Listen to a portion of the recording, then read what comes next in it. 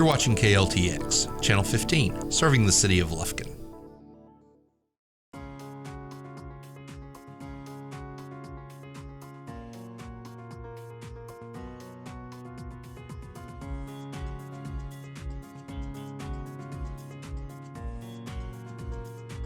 Today on City Hall Update, it's time to stand up and be counted.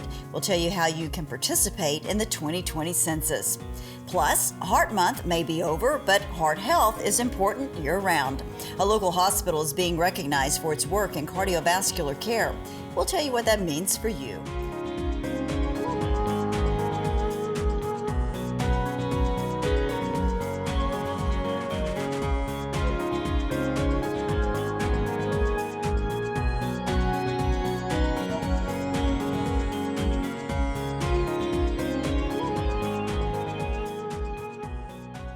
Hi everyone, I'm Yana Ogletree and welcome to this edition of City Hall Update. By April 1st, 2020, every home will receive an invitation to participate in the 2020 census. You will have three options for responding: online, by phone, or by mail. But why is it important to stand up and be counted? The 2020 census will determine congressional representation, the amount of federal funding an area receives, and it provides data that will impact communities for the next decade. Overall, the 2020 census will provide a snapshot of our nation, who we are, where we live, and so much more. The results of this once-in-a-decade count determines the number of seats each state has in the House of Representatives. They are also used to draw congressional and state legislative districts. Now, over the next decade, lawmakers, business owners, and many others will use 2020 census data to make critical decisions. The results will show where communities need new schools, new clinics, new roads, and more service facilities for families, older adults, and children. The results will also inform how hundreds of billions of dollars in federal funding are allocated to more than 100 programs, including Medicaid, Head Start, block grants for community mental health services, and the Supplemental Nutritional Assistance Program, also known as SNAP. With all of these things on the line that impact our area, make sure you and your family get counted in the 2020 census. The American College of Cardiology has recognized Woodland Heights Medical Center for its demonstrated commitment to comprehensive, high-quality culture and cardiovascular care. Woodland Heights was awarded the Heart Care Center National Distinction of Excellence in January, based on meeting accreditation criteria and through their ongoing performance registry reporting.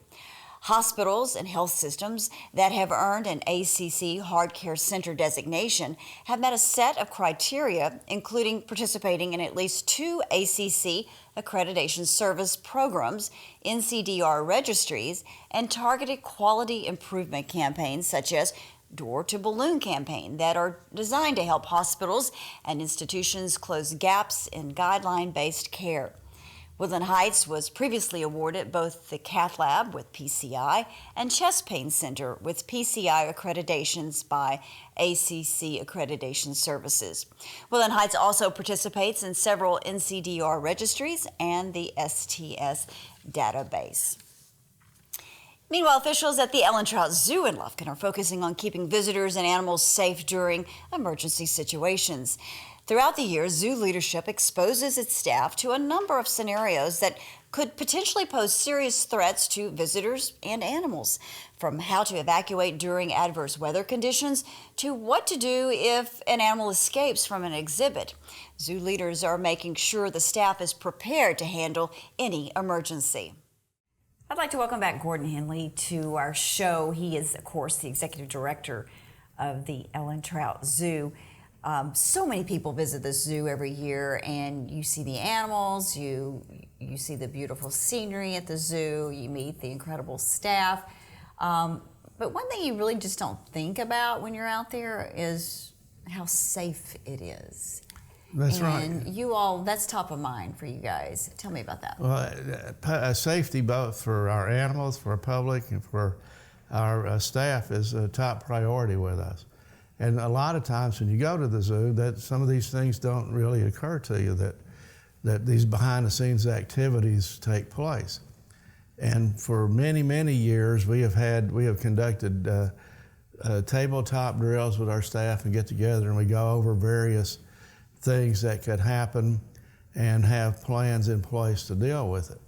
And then when the accreditation program got developed, then there were requirements for zoos to have these safety measures in place. And as everything progresses, we actually do live action drills now. And we do all of our drills in the month of, right around the month of January. It may get into a little bit of February. But our first drill was a big cat drill, which the scenario there involved a cat loose in the building, and the keepers come in the morning and find the cat, and then how do we get it back in safely without the cat being hurt, without the animal staff being hurt? How long does it take the veterinarian to show up? Things like that. Then we had a weather drill in which a different scenario played out, and it could be a tornado or a hurricane or straight line wind or big storm that brings trees down, and how do we respond to that? How do we protect animals from that? How do we protect our staff? If a tree falls on a fence that would let the animals out, what do we do to go about ensuring the animals don't get out? So it's important to mention, though, while you have these internal drills, you also have to partner with the police department, because things outside your fence you're going to need help with. That's correct. If you had something like a straight line winds or tornadoes that tore down fences and your animals left the zoo. Well, this past Monday we did our animal escape drill, and in this particular case a tapir got loose and was running down the walkway.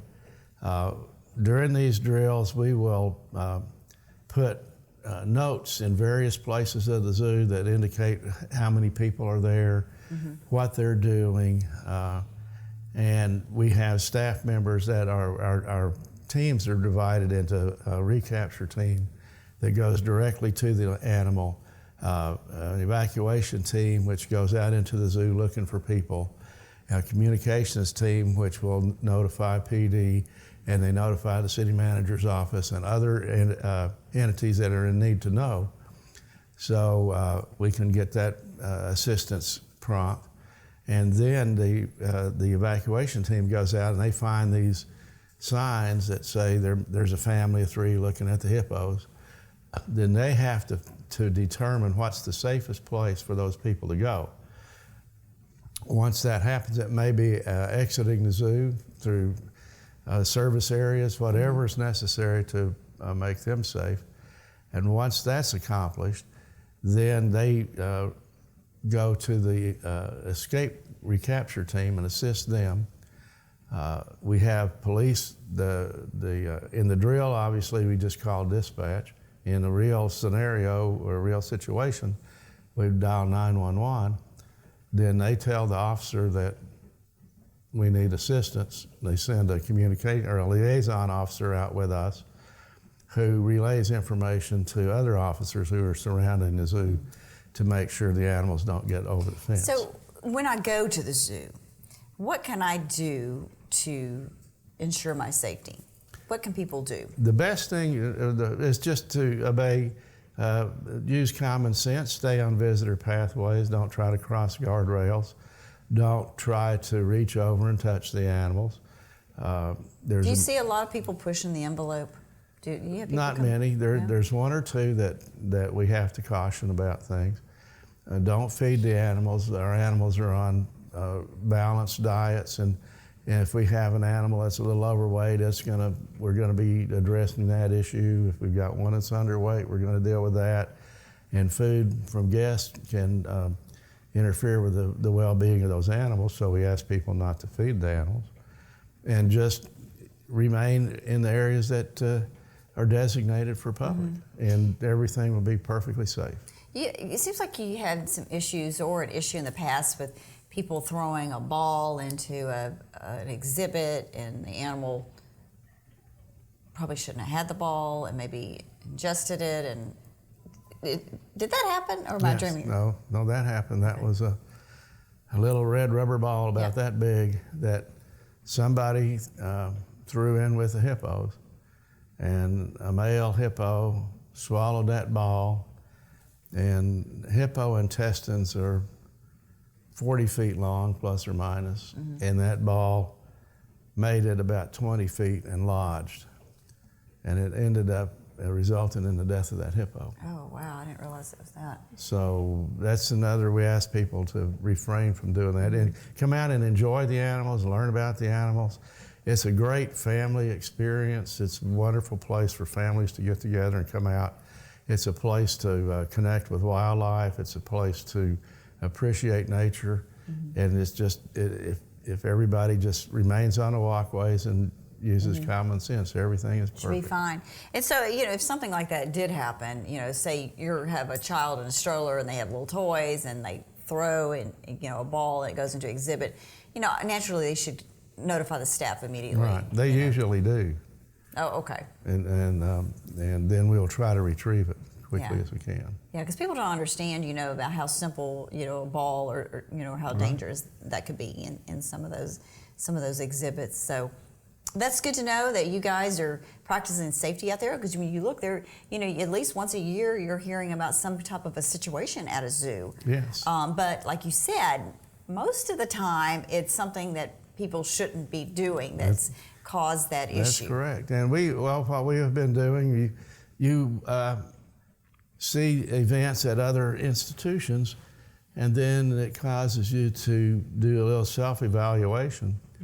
And we've had some areas that nobody has ever entered into, nobody has ventured there, but due to an episode at another zoo, we now have fenced off everything. You can't see them. We've tried to do a job of concealing fences so they don't detract from your experience, but we've got virtually every single area that a person could get into a service area blocked, so that even a child who got separated from his parents will not be able to wander off and enter into a service area. They'll encounter a fence or some other barrier. Yeah. I mean, you can learn from some of these other experiences at zoos across the country, but it's great that you guys are, safety is a top priority there, and that you all are taking measures to ensure that your animals are safe, your employees are safe, and the public is safe. That's right. So very, very important. Most businesses have some type of safety drills, and that they practice once a year or twice a year or however many times a year. But you just don't think about the zoo, But we have, that's good. Our next drill is going to be a weather drill. Well, it's a snake bite drill. That'll be this week. And if we have venomous animals, then we're required to do those drills. So the snake bite drill will be later next week. Fire drill will be the week after that. Or weather drill, will be the week after that. And the fire drill will be in the 1st of February. And we usually work with the fire department with our fire drills too. So everything, when you plan ahead, and the City of Lufkin departments are super about working together and cooperating with things, and it makes everything better for all of our guests and our public. Absolutely. Well, spring is coming. Yes, it is. And so that means more traffic at the zoo. So thanks for all you do. Well, and we look forward to another fantastic year at the zoo. That's Lots and right. lots of visitors, and a safe environment. Yes, come out and enjoy the zoo. We'll be open every day, and our animals are just thrilled to death to have guests come and visit them. Absolutely. Thanks, Gordon. Thank you, Yana. The Texas Forestry Museum has long been a popular attraction in our city. After all, the museum highlights the area's #1 industry, timber. Recently, museum officials announced numerous upgrades to its facilities and programming to give visitors a fresh experience. From building new walls, re-energizing the self-guided tours, to commissioning new artwork and artifacts, the museum is a great day trip for children and adults. At the Texas Forestry Museum, we're doing renovations of our permanent exhibit areas. So that's a hallway and 2 larger rooms, and we're redoing them just to give them kind of like a facelift. There will be a little bit new content, but some of the same old things that you remember from the museum. It's just to give it kind of an update. We've gotten new paint on the walls, we have new lighting, we're getting new cases, things built, a wall, and even installed a door. So all of that has been thankfully funded by that COT grant that we applied for. So it's really helping with that. Some of the exhibits had been done around in the 90s, so it's been a couple of years that we had them, and also we wanted to make it a little more interactive, so there would be more interaction for adults and even children to do more interactive things through the exhibit space area. So it's just to kind of update it and then also get more people involved with the actual content that they're learning about. The museum is free. So if you come, you can find us either on our website, and you can find us on Facebook or any other social media. We have several. So Facebook is a really good way if you want to know when our events are, or if we have any kind of programs or activities going on. You can just like our Facebook page and you'll be updated. We keep pretty constant updating and post on there. And then on our website, which is a new website that we just got as well, and it's where you can look us up. It'll give you the directions, times we're open. So that's the most common way that people find us. And then, like I said, you can just come whenever you want. We're open Monday through Saturday, 10 a.m. to 5 p.m., and we're a free museum. So when you come in the door, we'll just get you checked in, and then once you're ready, you can go explore the museum. Now, some of the new features to look for include new interactive displays and even a scavenger hunt for the kids. With tens of thousands of artifacts to tell the history of the Piney Woods, there's sure to be new things that you haven't seen before. Even though construction is underway at the museum, the attraction is still open. The renovation project and displays are scheduled to be completed just in time for spring break. A Lufkin ISD educator is taking his love for children and his passion for education beyond the classroom. Recently, Justin Kirk debuted his first book, Ramon the Remora, a story about a little blue fish and how he attaches himself to other big fish in the ocean. The lesson of the book? Well, let's find out more from new Lufkin author Justin Kirk. My name is Justin Kirk. I am a teacher at Lufkin High School. I teach deaf education. I was born in Arlington, Texas. I moved down to East Texas because of SFA for schooling. Not a lot of schools have deaf education as a major, so my choices were limited. And I had a couple friends that went here, and so I made the move. And then when I graduated, I got a job at Lufkin High School, and so I've been here for almost like 8 years now. So it's been a while. So I wrote a book that actually worked with a Lufkin High School student. She became my illustrator. About 3 years ago, I'm a big nature animal person, so I love watching documentaries. And I was watching a documentary called Blue Planet, and there was just a brief segment about remoras, and it's those fish that like stick under sharks and turtles and all those different things. And I just had this random thought of like, this would be a good like children's book character because they can go with different animals on adventures. So like most things I do, I write it down because as quick as they come in, it'll go. So I wrote it on a sticky note. And throughout the year, I was like coming up with what I wanted Ramon to look like, what I wanted the other characters to look like. And I started trying to do the illustrations on my own. I wanted to do like a watercolor background and all this stuff that just didn't work out for me. And then last year, I was speaking to an art teacher at Lufkin High School, and my illustrator Quinn was there. And I don't remember exactly how the conversation went, but she was like, I'll help you, do some of your illustrations. And I was like, okay. And I gave her like a couple like just storyboard ideas, and she put them on a poster board, and she used like these alcohol markers, and it was just awesome. And I was like, okay, let's do this. So we started working together more and more, and we made changes from the character design to the book size and all that kind of stuff. Then she got an iPad, and we started making them digital. And it became more and more real. And as I was doing my research, I kind of found out that it was easier to start your own publishing company. So there wasn't a lot of like, maybe they'll do it, maybe they won't. And you can do it without a publishing company through Amazon, but then Amazon has more rights to your books and the copywriting. So I also started my own publishing company, and I have a little logo, Captain Publishing, because my last name's Kirk, and Captain Kirk kind of went together. And so I started my own publishing company, and we started putting the storyboard together and got all the script. I'm not an English person, so I highly depended on my people to help me edit it and make sure it flowed right. And then probably like 8 months after we really started working, we had it all set up, started putting things together, started getting proofs, and then, in December of last year, Ramon came. And it's been really awesome. And actually, Quinn's father is the owner of Boss Light, the bookstore in Nacogdoches. So that's also where you can find Ramon.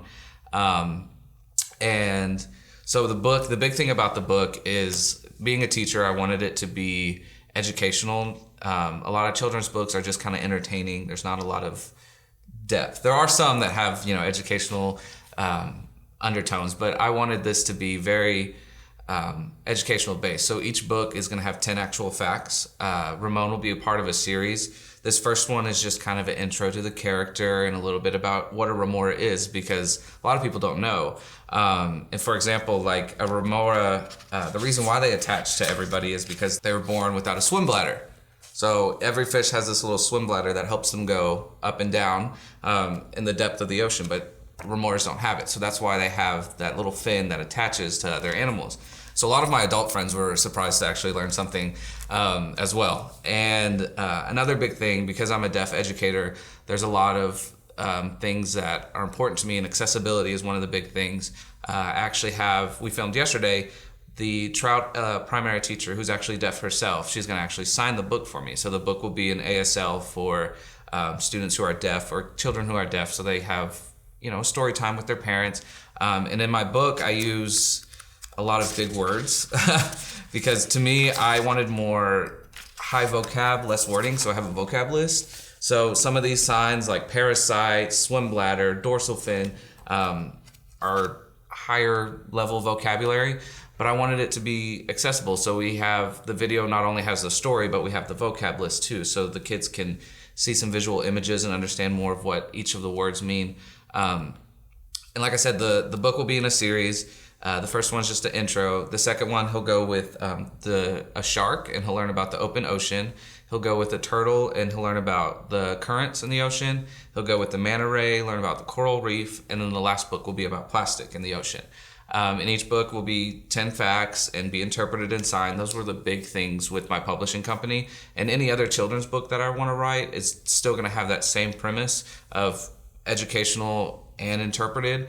And anytime I do book signings, we had a book signing at Boss Light in January, and I had an interpreter there because that's very important to me, that I bring that accessibility. So, it's something fun that is going to happen in the second book. When we had the book signing, we had little silhouettes of fish, and we had all the kids color and design.